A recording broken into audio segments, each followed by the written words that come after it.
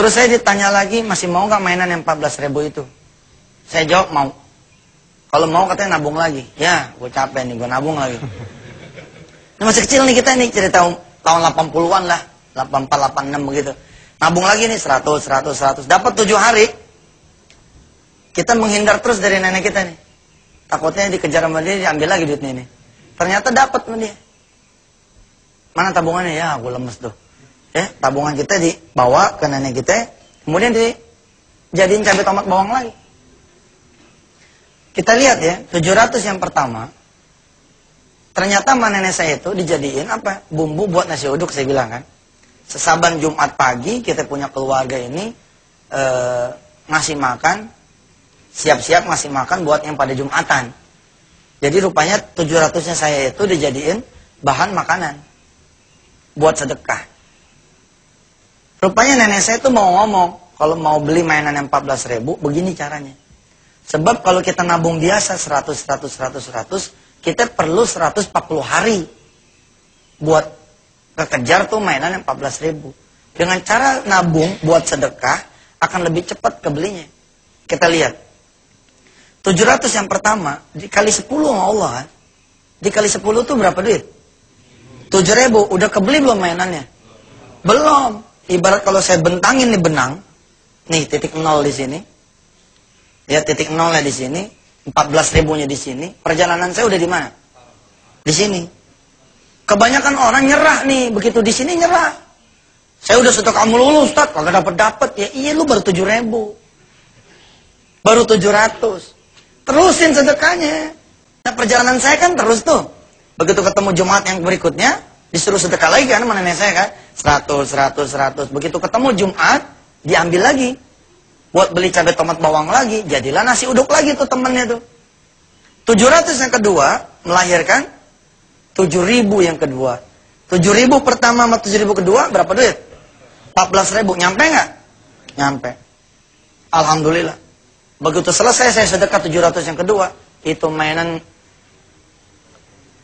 belum kebeli. Sampai kemudian saya punya saudara disunat.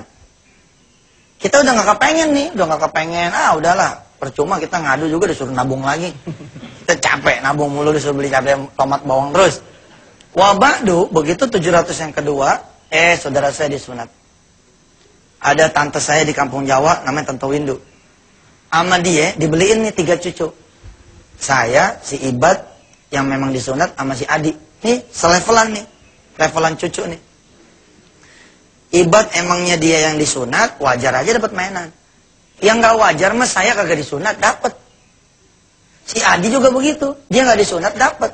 Selidik menyelidik ternyata si Adi itu jagoan sholat subuh berjamaah.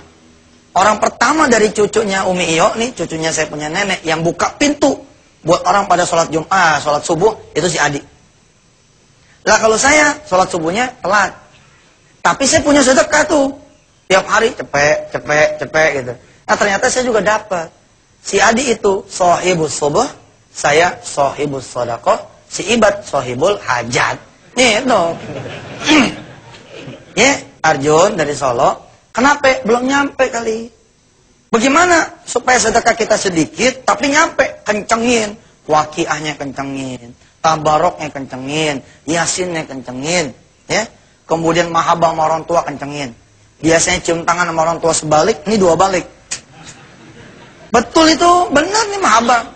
Ketemu sama guru, cium tangan cuma sekali. Ini cium tangan 2 kali. Doain kiai ya, biar saya lunas utangnya, insya Allah.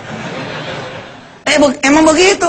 Waktu saya punya utang dulu, rajin saya nyari kiai, tapi maaf, bukan buat kita air adem. Nggak ada urusan. Air buat kita minum. Ya, bukan buat ngademin orang. Kalau buat ngademin orang pakai kipas angin, pakai AC. Ya, terus begitu. Insya Allah nyampe John. Insya Allah nyampe. Dan pemirsa, buat anda yang memang punya piutang, tempuhlah cara ini. Enggak menyelesaikan masalah dengan datang marah-marah itu. Lebih baik kita datang begini. Assalamualaikum Pak Albar. Ente kan punya utang sama aneh nih, ya kan? Biar ente utangnya lunas, ntar malam tahajud yuk. Gitu. Itu yang bisa bikin dia bisa bayar utang. Jadi kapan ente bayar utang? Gitu. Tahajud, kelar tahajud kita tantangin lagi duha. Habis itu kita tanya sama dia, ente punya duit nggak di kantong? Ya Allah Ji, ane kalau punya duit mak, ane udah bagi ente nih buat bayar utang. Tapi kan ane punya jam tangan tuh, jam tangannya aja sedekahin. Ya udah Ji, nih buat bayar utang? Enggak, buat sedekah. Kita mau waktu jam tangan ke tukang loaknya enggak? Kiloin lah, dapat berapa nih? Apa 3.000, apa saya begitu Bu. Ini ada istri saya tuh di sana. Iya. Ada sisa di belakang, kita tenteng sepatu, kita tenteng. Buat kita tukar sama mie, kita tukar sama beras. Wow, itu terjadi. Nah nggak apa-apa emang kalau kita nggak punya duit, kan kita jual barang. Barang apa kek? Baju ya mah, baju, celana. Bener, kita uangin tuh. Sampai kadang-kadang kita mikir ya, sebenarnya nggak ada orang yang nggak bisa sedekah. Semua orang pasti bisa sedekah. Hatta dia sedekah tempat tidurnya. Orang-orang banyak loh yang nggak punya tempat tidur, dia punya. Ya dia ngalah pakai tikar. Orang lain kasih tempat tidur. Lemari emang kita butuhin lemari, bukan kan? Pakaiannya kan? Kalau emang kita butuh pakaiannya bukan lemarinya, lemarinya aja jual ke orang Madura.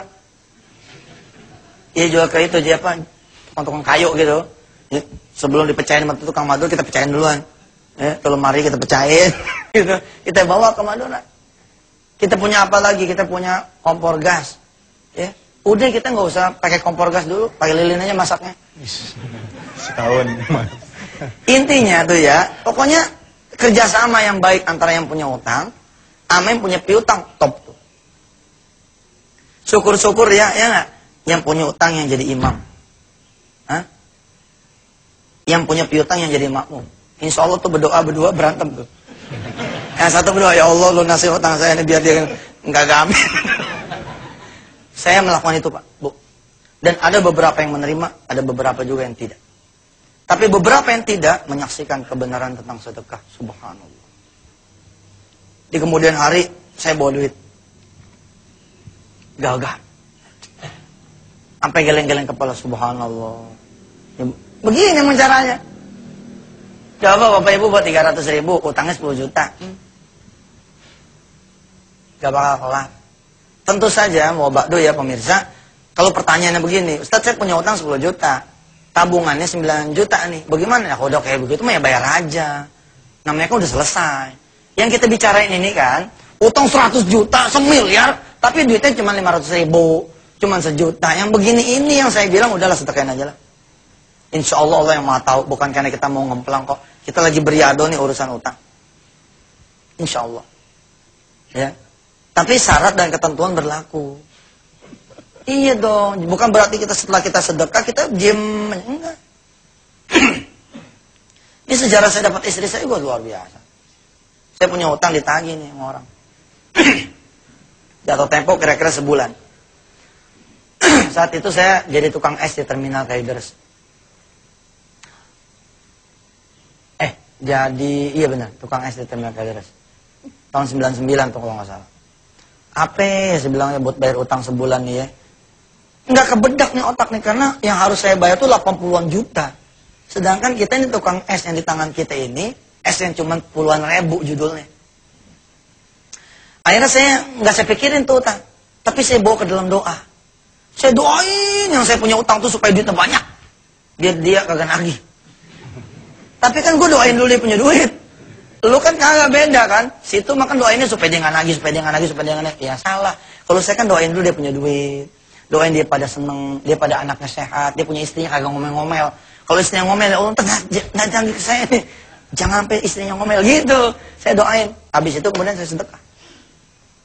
Saya datang ke satu sekolah, saya minta anak yatim di situ. Saya bilang saya butuh anak yatim yang pinter, saya butuh anak yatim yang cerdas, supaya sedekah saya ini tajam. Akan ada kehidupan. Padahal kisah itu adalah bunuh, balas, bunuh. Tapi Allah katakan, hayah. Ada kehidupan. Karena apa? Dengan melaksanakan hukum ini, seorang pembunuh, dia membunuh dengan sengaja, dengan kesadarannya, dibalas bunuh juga. Kecuali kalau keluarganya memaafkannya dan meminta diat. Maka sejuta calon pembunuh mengurungkan niatnya untuk membunuh. Dengan demikian, terpelihara darah manusia. Satu dikorbankan untuk ratusan juta umat manusia.